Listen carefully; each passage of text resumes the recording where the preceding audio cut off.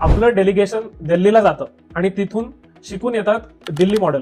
पण नाशिक मॉडेल कधी उभं होईल? लोक आपल्याकडे येऊन कधी शिकतील? आपण विजन देणारे व्हायचं आहे, विजन फॉलो करणारे नाही. एका चांगल्या शाळेचे काय मानांकन आहे? स्वच्छता, चांगले शिक्षक, स्वच्छ शौचालय, ग्राउंड आणि सर्वात महत्वाचं, पालकांना असं वाटलं पाहिजे की आपण आपल्या मुलांना जिथे पाठवतो आहे तिथे दर्जेदार शिक्षण मिळतं आहे.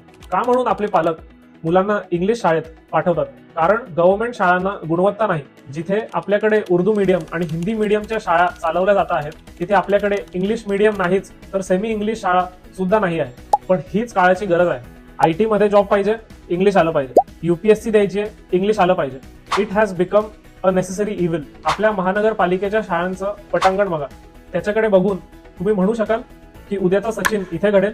ही बघा, ही शाळा, याला म्हणतात जागतिक दर्जाचं क्रीडांगण. इथे घडतील उद्याचे ऑलिम्पियन्स. याला म्हणतात लायब्ररी. इथे वाढेल मुलांची वाचण्याची आवड.